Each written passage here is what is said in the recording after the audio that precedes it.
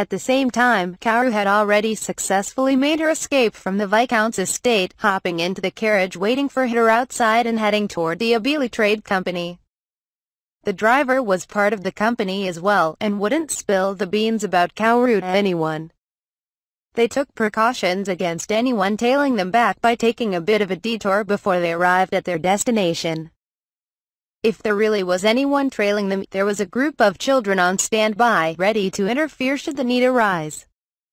There wasn't anyone pursuing the carriage, however, so, in the end, their services weren't needed.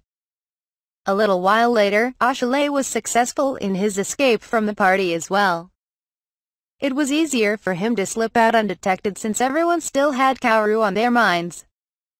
There wasn't a doubt in his mind that he was going to be interrogated by his father and brother if he stayed at the mansion. And there was a chance the guests would jump in with questions of their own as well. The only choice left for him now was to flee to the workshop. Since he'd left on foot, it was late in the evening by the time he made it there, and no one else was awake when he arrived. He crept inside and changed into his work clothes before laying down in a corner of the room. Kaoru may just stay in hiding after showing off that power of hers in front of so many people, Ashley thought to himself. She may never come back here again, all because I forced her to do this for me. He didn't have the courage to propose to Kaoru, who was still just a child. Though he said he just needed her to pretend she was his fiancée for a day. It would be a lie to say he wasn't hoping it would only be a matter of time before it wouldn't just be an act after he introduced her to his father. Though, Kaoru had refused the idea in the first place because she didn't want to make it seem like she broke off an engagement.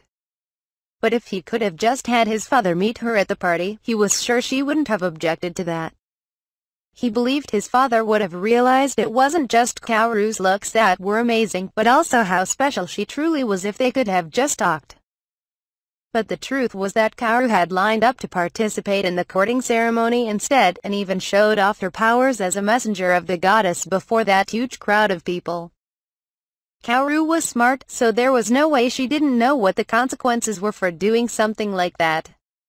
She'd even kept that a secret up until then exactly because she knew what would happen. Was she feeling sorry for Calvin after I'd told her about him? Was it because she liked my brother instead? Kaoru may never come back here now. At this rate, she may just disappear forever. His mind was clouded with regret, making it all the harder to get any sleep that night. The next morning. I'm used to dozing off in the lab, but my body still kind of aches a little after. As I groggily thought that to himself, a voice called out to me, just like always. "Oh, you're awake, Ashley. Your body's gonna make you regret it if you keep sleeping like that." Kaoru greeted me with the same thing she said every time I spent the night here at the workshop, but... No, wait, what? Kaoru? What's wrong? You look like you've seen a ghost or something. Come on, I already have breakfast ready. You told me you didn't need it since you'd be staying at your place, but then I found you sleeping here, so I had to scramble to make some for you. I'll have you know. There she was, same as always, like nothing had ever happened. Huh? Who? What was all that regret and despair I felt yesterday for then? A messenger from home came to the workshop a short while after we finished breakfast. The message: return home immediately. Yeah, figured as much. I took Kaoru back to the storage room with me to ask her about what happened at the party yesterday. Albin and Brian were staring daggers at me when I took Kaoru's hand to lead her there, but I swear I wasn't doing anything, guys. We were just gonna talk, that was all. From what she told me, it sounded like she took a carriage back to her friend's place and got changed there before coming back. Since I'd come back to the workshop on foot, she was already in bed by the time I got back.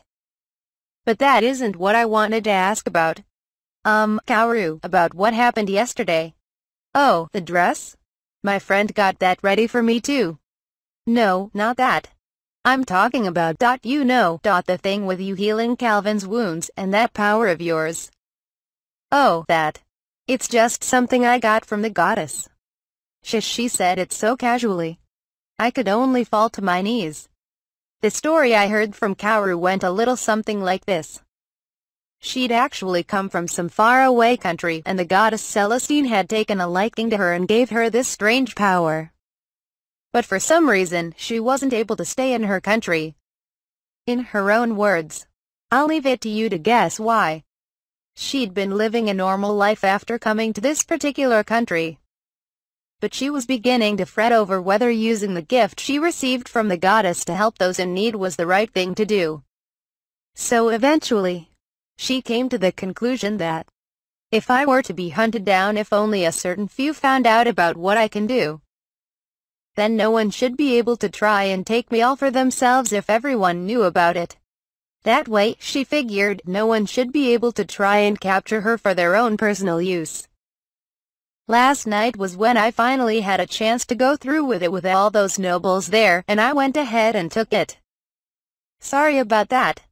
Wait, so does that mean you didn't line up for the courting ceremony because you were interested in Cedric? Courting ceremony? What's that? And no, haha, it's nothing. Haha. Ha, a feeble laugh escaped my lips. But that's not the point here. What are you planning on doing now? This is going to blow up for sure. How am I going to explain this to my father? No, making sure you're safe should take priority here. As I panicked over what to do, Kaoru answered me with a calm look on her face. People will have a hard time believing what happened last night when they first hear about it, so I'm sure nothing is really going to happen today or tomorrow. With that many aristocrats there though, I'm sure the bigwigs should be making their move in the next few days or so. The rumor should have spread pretty far by then, so that should at least mean other people in power wanting to hog me for themselves shouldn't be able to do so without anyone knowing about it. Bigwigs. Right. Like the royal palace or other people like that. Quote. Oh, you should tell your father I'm a girl who fled her country after they tried turning me into a political tool who you just happened to get close with. You should also tell him you're the only aristocrat I trust right now in this country. It's the truth after all. I'm sure the bigwigs will come to you soon enough to try and get you to call for me, but I don't mind you telling them about me when that happens. No one would think I'd be a commoner, let alone working as a housekeeper in a place like this, so I'm sure they won't find me that easily. What are you getting at, Kaoru? It sounds like you wanted to see me, father. Mind your tongue. You're going to tell me everything you know about that girl, and you'll do so now this very instant. When Ashley went back to his family's residence, his father was there to greet him and was absolutely fuming. They were in his father's study, with Cedric in the room as well. What do you think happened after what she did last night? At least there was still some semblance of it being a party since Cedric's courting ceremony came toward the end, but do you know what sort of uproar she ended up causing? Do you know the barrage of questions I had to endure? Ashley shrunk back, startled by how furious his usually gentle father was. What family does she belong to? What's her relationship with Ashley? She lined up for the courting ceremony. So does that mean she's interested in Cedric? What was that power she used? Is she an angel sent from Celestine herself? What does the Lionheart household have to do with her? I didn't know a damn thing. There wasn't a single question I could answer, but do you think that was enough to satisfy those people after they'd worked themselves up into such a fervor? Why did you run away by yourself, Ashley? I mean, it's pretty obvious it was because I didn't want all those questions being pointed at me, father. Ashley explained everything to the Viscount just the way Kaoru had told him to.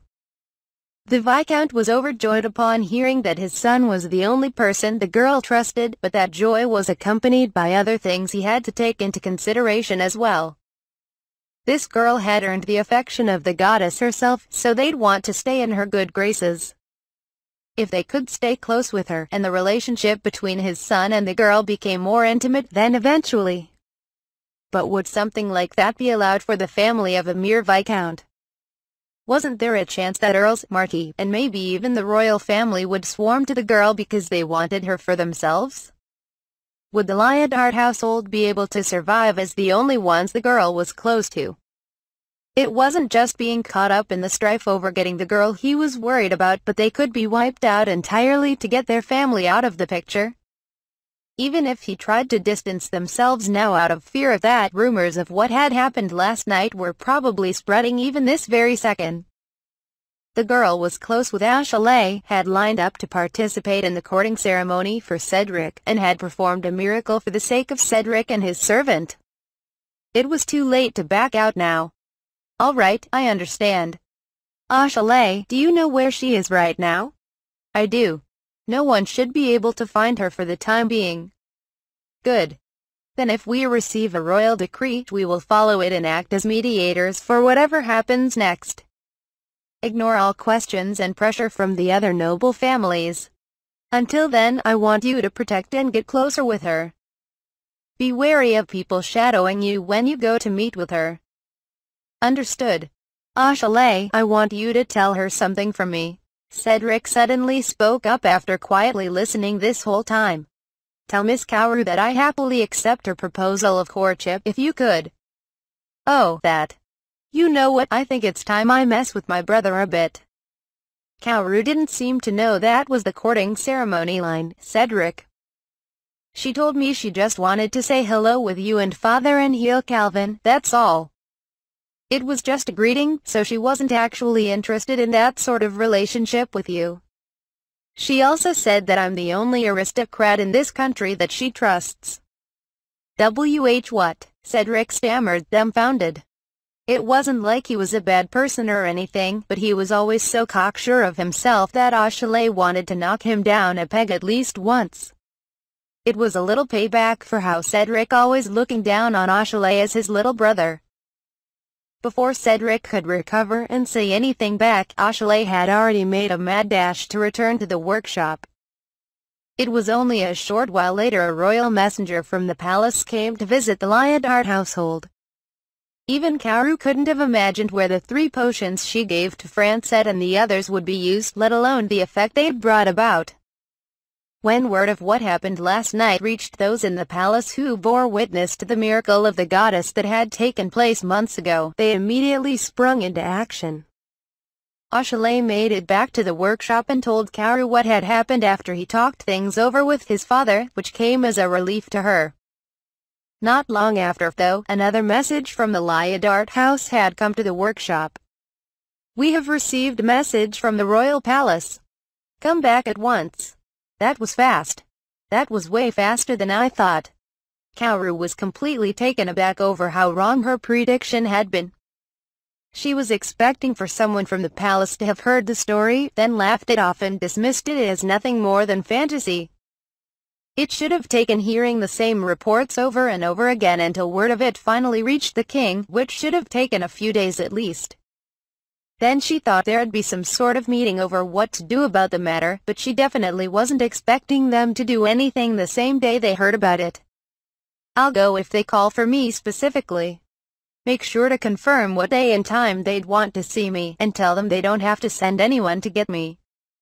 "Right, got it." After Ashley left, Kaoru sank deep into thought. It'd be a bad idea to show up at the castle with someone from the Lyodart family, since that could be taken as a sign they were trying to keep her for themselves. The Lyodarts were only a point of contact so far, and it made sense for them to act as the mediators in this situation. That way, it would also make it so no harm should befall them either. The main problem here was how this was all happening too fast.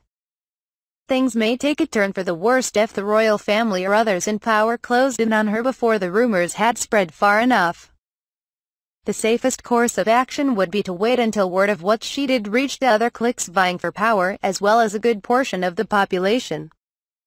How were they able to react this quickly anyway? Did I just overlook something? I need to find a way to buy more time. It'd be a good idea to come up with a plan so I don't find myself forced into being married off to royalty or the son of some other hoity-toity aristocrat family. Kaoru never would have imagined the night she'd given those potions to would have used them in the audience chamber of the royal palace. Even though she had a good head on her shoulders, she wasn't going to come up with the right answer anytime soon unless she had all the necessary information stored away in there beforehand. You got a royal summons from His Majesty himself, Kaoru. Sounds like he wants you to have an audience with him tomorrow morning. Got it. By the time Ashley had come back to the workshop, Kaoru was almost done putting the finishing touches on her plan. The next morning, at the crack of dawn, by the back gates to the royal palace. The main gates wouldn't open until a little while later. But the back entrance would open as soon as the sun came up to let in workers delivering food as well as servants who had the early morning shift. Only certain people were allowed in at night. Kaoru was told to have a royal audience in the morning. This world didn't have any accurate ways of keeping time, and it was simply out of the question to keep the king waiting. That was why it was normal for anyone told to come in the morning to arrive extremely early and spend hours on standby in a waiting room inside the castle. But even for someone who had an audience with the king, it was much too early to come and wait. The servant in charge of cleaning the waiting room wasn't even awake yet. "Excuse me, but may I go through?" a young girl wearing what looked to be a servant's outfit called out to the guard standing watch by the gate. "Yeah, sure. Do you have your proof of passage?" "I don't know." Just here for a normal audience then? You're still a little early for that." "Well, whatever. Let's see your royal audience papers then." Even a commoner could request an audience with the king in this country, but only after going through a rigorous pre-screening process and a meticulous background check. Only around one of every dozen or so leaders from various villages were granted an audience. But even then it was only when it was about something important, things like a danger that threatened the continuing existence of their village, for example. "I don't have that either." "What, so you want to get inside without any sort of permission? What business do you have at the castle anyway?" "Well, I was hoping I could get in to see the king." "Without any permission?" "That's right. No one gave me anything after all." The guard was dumbfounded, shocked to the core even. Did they drop her on her head when she was a baby or something? But even if the look in her eyes was a little, really harsh, she was still pretty cute. "I might be able to make this work," the guard thought to himself with a sneer on his face. "I can't let you into the palace to meet the king if you don't have the paperwork, missy." But I have to get in." "All right, that's the way. If you've got the cash though, I think I might be able to do something about it for you." It should go without saying, but a simple guard didn't have the authority to do anything of the sort. "But I don't have any money." "Yeah, anyone could tell from just one look at you." "All right, guess I can throw you a bone. Think you could listen to a little favor I have for you?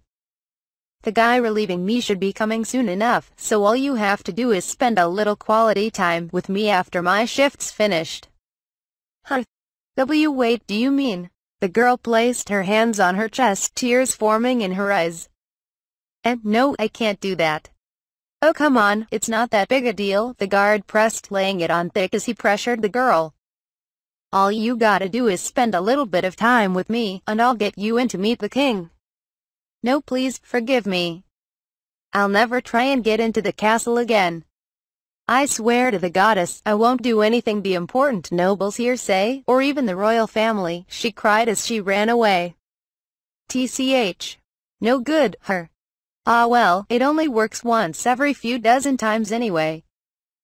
Man, and just when I got a cute one too. This happened all the time, so the guard failed to realize just how strange the girl's parting words were as she fled. Ashley had spent the night at his family's home and arrived at the workshop later than usual. It was standard fare for people to spend the night there, so no one was too concerned about when they clocked in and started working though. "Oh, good morning, Ashley." "Yeah, morning, cow." "Wait, why are you here?" Ashley yelped. Didn't you have an audience with the king this morning?" The color was draining from his face as he stammered. "Well, I did go to the castle, but the guard wouldn't let me in unless I paid him money, or I went with him for some very dubious reasons. That's why I swore to the goddess that I would never go inside the castle or listen to what any noble or the royal family had to say ever again." And with that, Ashley passed out cold on the spot. As soon as he regained consciousness, he sprinted back to the Lionheart household, a look of frantic desperation on his face. After the king and his cabinet ministers had finished their morning conference together, they headed to the audience chamber together. They took their seats, waiting anxiously for the girl said to be the messenger of the goddess to arrive. It had been 53 years since the last time the goddess Celestine had shown herself. There had been several claims of divine revelations from the Holy Land of Rueda, but they were only things that were beneficial to the Holy Land and the temple of the goddess. That wasn't to mention the goddess herself hadn't made these announcements, who had managed to appear in every country simultaneously in the past, but were made by those working with the temple. No one believed these to be true revelations. That's when two incidents had come into the picture. The first was a claim that a goddess from another world had appeared, who also happened to be a personal friend of the goddess Celestine. The second had only happened the other day and was said to be an angel sent down by Celestine herself. Was it really just coincidence both of them happened within the kingdom of Belmore? Though the friend of the goddess had appeared in a neighboring country, it only involved citizens of Belmore, and even the latest incident involved a girl who was said to have come from a foreign country that had taken up residence here. Was this an omen that Celestine would descend upon the world once more? Was there going to be a new divine revelation, and could that be a prediction for some sort of great and terrible disaster? Of course everyone would be on edge about that. This is taking too long. The king had already taken his seat, and it had been several minutes since he gave the word that he was ready to receive his guest. It was unheard of to keep a king waiting like this. The sounds of burgeoning unrest had already begun in the room by the time they received an unthinkable report. The girl isn't here. Inconceivable. She'd ignored a royal summons to have an audience with the king. Even if she were a messenger from the goddess, this wasn't something she could easily get away with. The commotion in the audience chamber was only growing worse when a panicking soldier came rushing into the room. "Your Majesty, Viscount Lyodard is requesting to meet with you immediately. He says he has urgent news regarding the girl. Let him through." The king had a bad feeling about what was coming next. "So what you're telling me is that the guard watching the gate demanded the girl pay money or with her body to be let through, which is why she left without entering the castle?" "Yes, it appears so, Your Majesty. And she also swore to the goddess she would never enter the castle and wouldn't listen to anything the royal family or any noble would say." "Yes, Your Majesty." An atmosphere of shock and despair fell over the entire room. "What is the meaning of this, Amoros?" The king pressed the supervisor in charge of handling important guests. "Well, Your Majesty, I made sure to inform the person in charge of the main gates to immediately let any young aristocrat girl from another country through if she were to show up. And I even dispatched someone to guide her for when she arrived. Which is when she showed up at the back gates, and early enough that the guard hadn't been changed yet. And she showed up dressed as a commoner, no less. Why would she do something like this, Viscount Lyodard?" The Viscount relayed what his son had told him earlier. "It seems that the girl in question, Kaoru, had left her home country long ago and has been living as a commoner in our country. For that reason, I was told it was only natural for her to think and arrive as a commoner as well. That is why she tried entering through the gates meant for the common citizen. It seemed she borrowed a dress from an acquaintance for the party we held at our household so as not to cause a disturbance. Which is why we didn't think to give her any proof to get through the gates, since we were expecting an aristocrat girl to come in her own carriage. You still made sure to inform the guards beforehand, and you even had someone ready to lead her in, so the fault does not lie with you," the king said to the supervisor. It would be cruel to blame him for this incident, and the king made sure to absolve him of any wrongdoing. It wasn't going to be the same for whoever was in charge of the guards, though. The king ordered harsh punishment be dealt to not only the guard responsible for what happened, but decreed for a thorough investigation to be opened into his superiors. The people above those superiors, and anyone else involved with security who'd given or taken bribes or other crimes, dealing the same unforgiving punishment for anyone found guilty of wrongdoing. He also ordered the same strict investigation be performed on those who had influence over whom the king held audiences with. But now, we won't be able to call the goddess's messenger to the castle. No one from the royal family or any of the cabinet ministers will be able to order her to do anything, and that includes myself. What do we do now? The king spoke in agony, clutching his head in his hands.